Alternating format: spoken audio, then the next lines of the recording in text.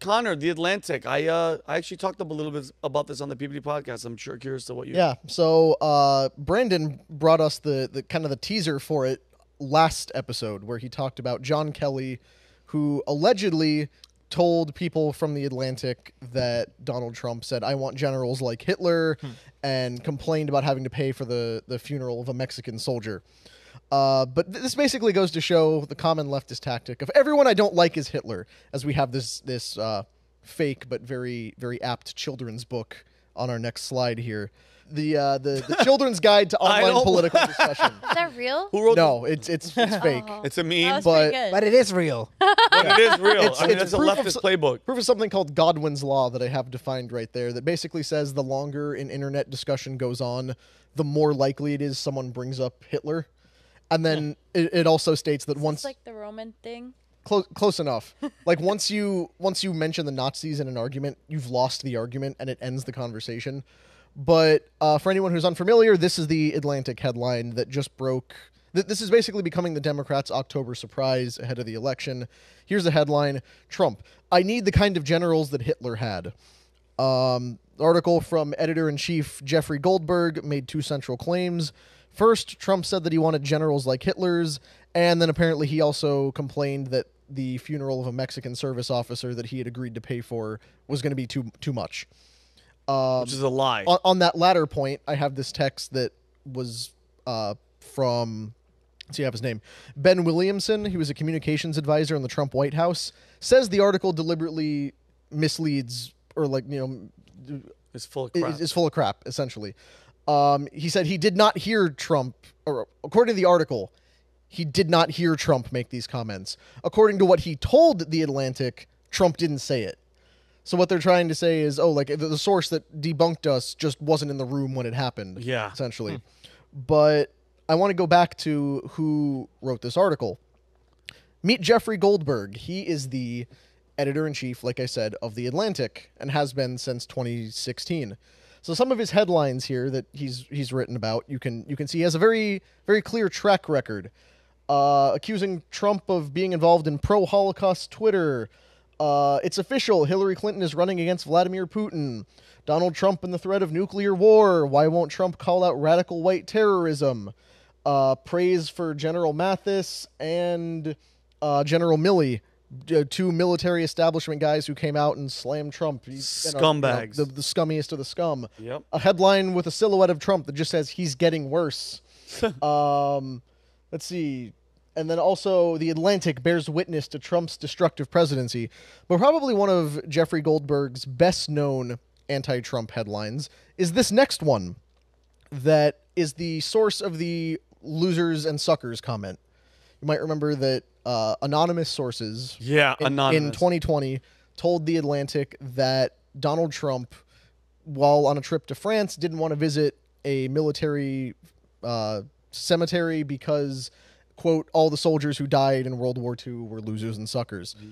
The anonymous source on that is actually believed to be the same General John Kelly who just circulated these Hitler comments. Yep. And at that point, like they were trying to get the military to turn on Trump. They had every incentive to put it out there that anonymous sources were saying that he insulted us. And Con, you know how many, not to cut you off, stay on your point, you know how many arguments and fights I got into as a veteran with civilians going, your fucking president said suckers and losers? Bro, I'm getting angry right now. I fought, like, I mean, verbally, like, you don't know. I go, he would never say that. I go, you weren't there. It's all he said, she said BS. And look at how many years, bro. Well, it's 7 years later. It's not he said, she said. It's a general. More than a dozen people came out Yeah. and said that didn't happen. Exactly. Including General John, not General, but John Bolton, who had just written a book about how much he hated Trump. Yeah. This is a guy, remember with the Yosemite Sam the walrus mustache, and Yeah. was involved in the Trump administration, then left, and he hates Trump. He Despises had just published a book before The Atlantic broke these allegations that was all full of anti-Trump things. Never at any point mentioned that. In fact, he came out and said it didn't happen. So just goes to show how credible that was, but it remains a talking point to this day. I believe Kamala Harris has mentioned it multiple times. But while we're talking about The Atlantic and their bang-up track record of positive things, they were all big on Russiagate and the Trump-Russia collusion stuff, COVID stuff. This article, I believe I have the date. Yeah, December 9th, 2021. They put out this other headline. The Great Fake Child Sex Trafficking Epidemic. Wow, it's a bold statement. The great fake child sex trafficking. Wow. Basically, what they're saying. Glad they is know that, it's definitely fake. Yeah. What they're saying in this article is that reports of large-scale child sex trafficking are false. They're saying it's a moral panic. It's an internet conspiracy theory. Numbers are far, far lower than we might have been led to believe.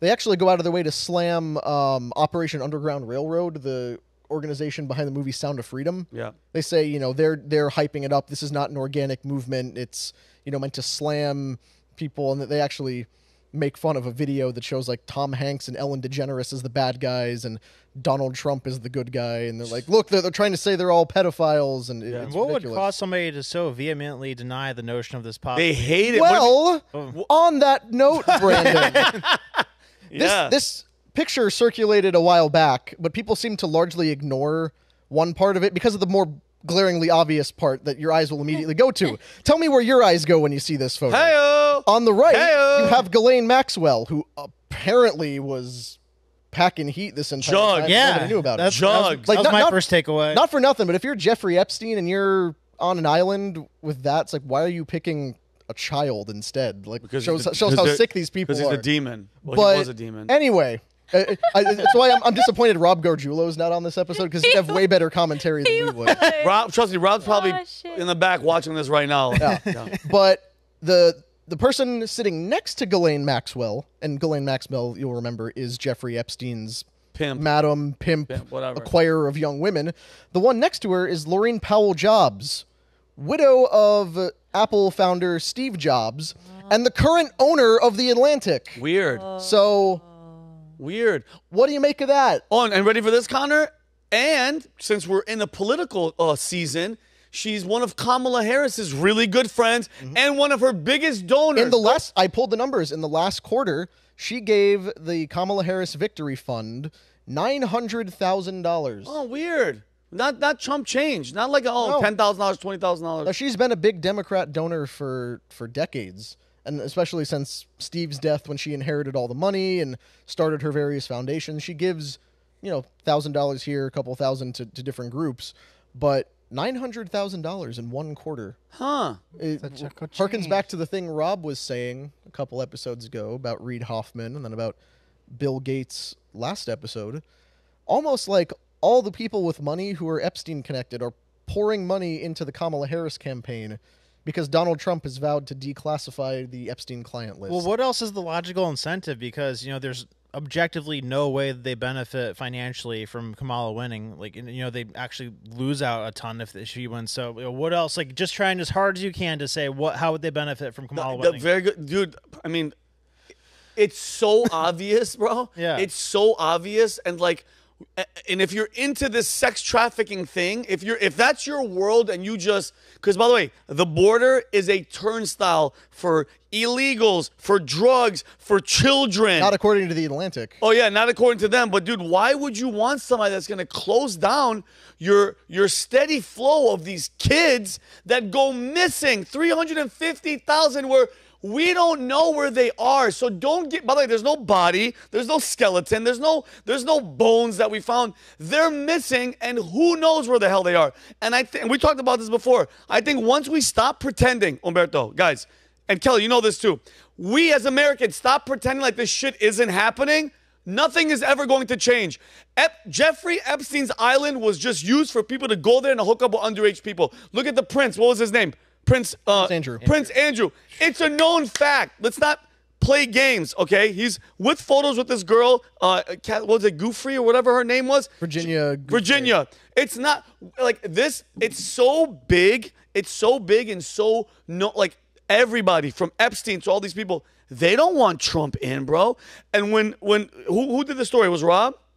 When you have Elon Musk, he's the richest, the biggest voice, owns X, doesn't hesitate for 1 second, and he goes, when Tucker goes, hey, do you think that these billionaires are scared because of the Epstein list? Yes. Yes. Well, Yes. there's nothing else that's logical because, like, how do you say, yeah, I'm gonna make a tax on unrealized capital gains? So people like Zuckerberg, Musk, all these billionaires, they would have to pay like $3 to $10 billion in taxes that they wouldn't have to pay otherwise. Jeez. So how does she say that, and then they just leap into support for her? Oh, yeah. Like, yeah. Let me give $10 billion away. What's the incentive for that? I think because I stand to lose a lot more if Yeah, exactly. the client list comes up. Exactly The that. stakes are much Exactly higher. that. Because, bro, I'm telling you right now, and going back to the Menendez thing, we don't know because we've never been there.